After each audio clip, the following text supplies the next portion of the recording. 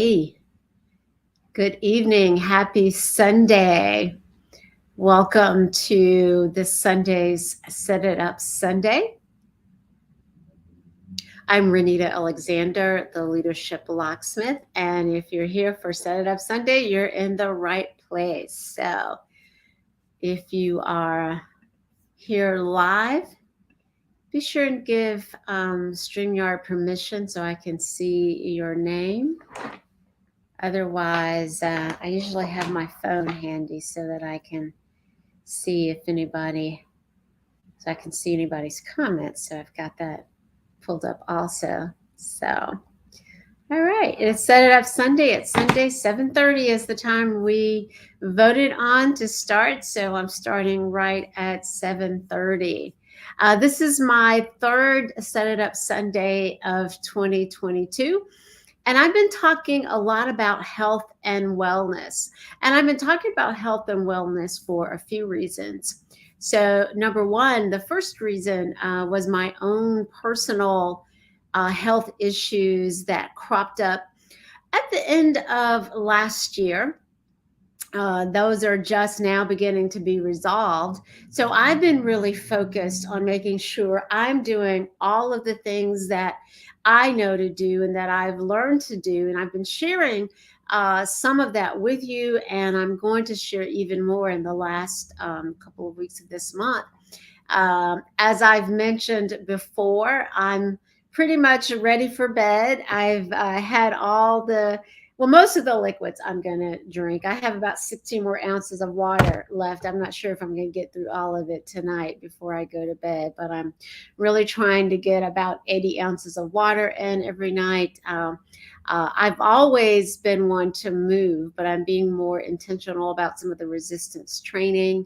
And just trying to get more rest, because I think that was what was missing and why I had the episode I had. I've also been working on my plan for next week, which is what I do on Sunday evenings, which is kind of why I started doing this. So the second reason that I have been really focused on this health and wellness topic is the suicide of former Miss USA Chelsea Christ, who suffered from what her mother described as high functioning depression. She had a very high profile. Obviously, she was the 2019 Miss USA and one of five Black female pageant title holders. That was kind of a unique sisterhood that had not happened previously, where you had five of the top pageants that were international pageants, because it included, I believe, Miss World and Miss Universe. Were all women of color, and so specifically Black women. So she had a pretty high profile. She was a lawyer. She worked for incarcerated folks. She also became a correspondent on one of the entertainment shows. So she had a very high profile job, and in some aspects seemed like she was doing quite well. But after her suicide, I read some things that she had written, and she was getting trolled pretty significantly on social media. She was in the beauty industry, which had deemed her too old to be Miss USA, and she wrote about that when she turned 30, that she had been trolled for that. She suffered from a lot of the microaggressions that people in professional careers have to encounter, and so don't have to encounter, but do encounter. And so there was a lot going on externally that was being pushed at her externally, and it impacts us. It impacts how we feel. So in the end of January, she jumped off her 29-story building. I once read that people, don't fake depression, they fake being okay. And obviously she had been, faking being okay. And, on that particular day, I guess the charade did not work. And then the third reason I've been kind of focusing on health and wellness is the theme for this year's Black History Month is Black health and wellness. Now, when I talk about health, I usually, am coming from a holistic perspective. So I'm usually talking about health holistically. And what that means is when we talk about holistic health, it's really just, talking about our current state of health that takes into account the whole person. So the mind, the body, and the spirit. The spirit. So I talk about, spiritual, mental, emotional, and physical health. And then just this week, I added social health to my definition of holistic health. And what led me to do that was I saw several articles as I was doing some research that listed social health as one of the components of holistic health. And, as I thought about it, as I reflected on that, I thought about all the articles that I had seen over the past couple of years and even shared on social media about how the lack of social connection has impacted or affected our mental, emotional, social, and even physical health. And yes, we've taken time to have maybe those deeper connections. We talked about Zoom fatigue. We're tired of looking at that little screen that, it makes us feel more intimate. At the same time, we're not there. And so we've talked about that. But, what in the research that I found is that, sometimes those connections, we don't really get into the kind of deeper conversations. And then we also miss the casual connection. So, the people that we may see at the coffee shop, if we're not doing that anymore, the people that we may have seen at our gym, or, if we were working in a physical location, our coworkers that we may not see physically, and then the conversations that the non-work related conversations that we might have in passing as we're moving about our workspace. And so Set It Up Sunday, of course, is about all the ways that we can set ourselves up for success in whatever way we define success. And it's really all about intentionality.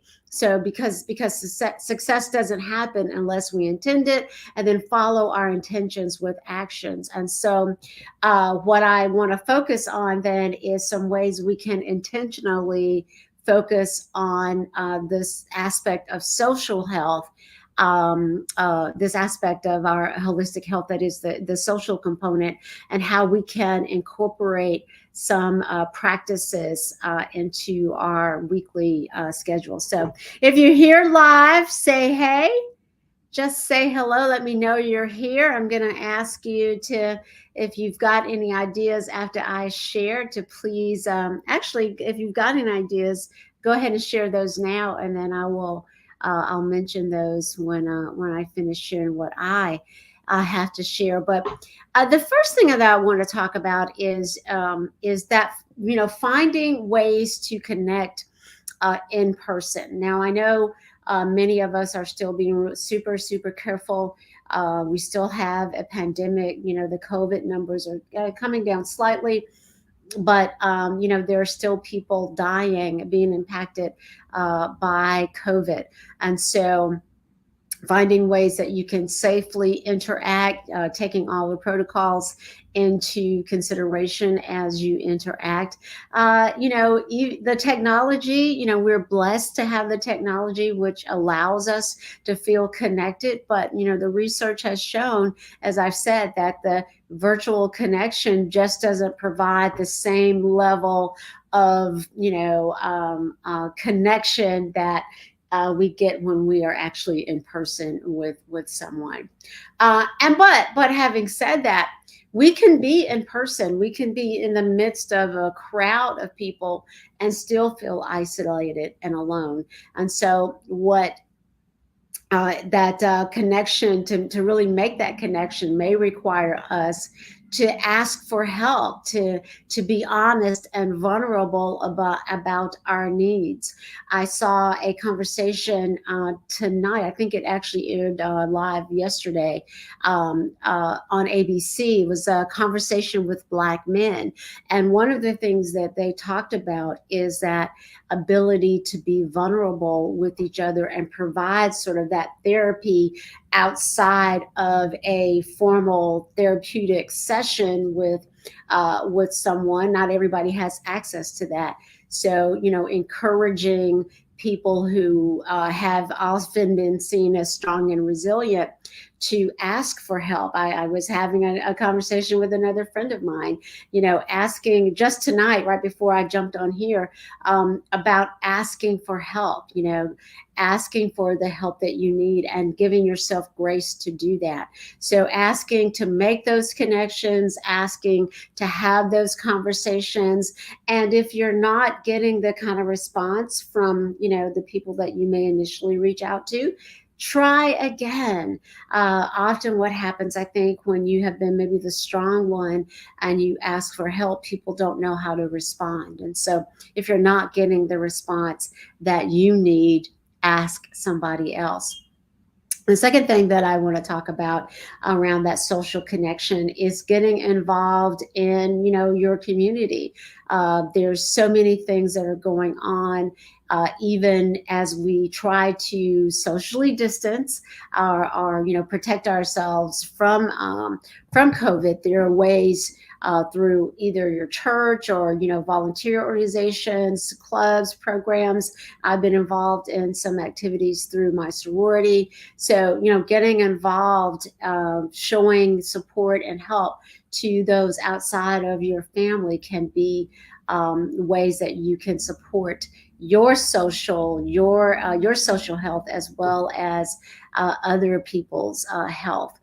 And then the one other thing I want to talk about is, yes, we talk about making those connections, but sometimes we have to disconnect or set boundaries with the people in our lives who may be increasing instead of decreasing our stress, or who may be bringing a level of toxicity to the table. We have the right, and in fact the responsibility, to protect ourselves from people who are not bringing positivity. Not I talk about positivity, not necessarily fake positivity, but simply not draining us for extended periods of time. We have the responsibility to protect ourselves from those people, be they family or whomever. And so sometimes we have to put some distance. You won't have to sever the relationships, but sometimes we do have to put distance or limit access to those people who are bringing negative or toxic energy into our space. And so those are just a few ways that we can focus on the social aspect of our holistic health.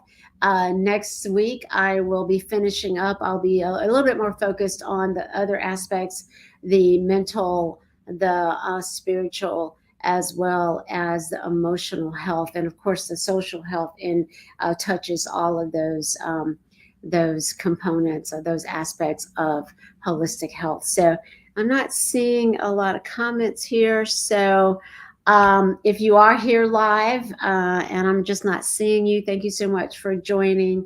And if you're seeing this after the live broadcast, be sure and offer comments or suggestions that you may have around the social aspect of holistic health.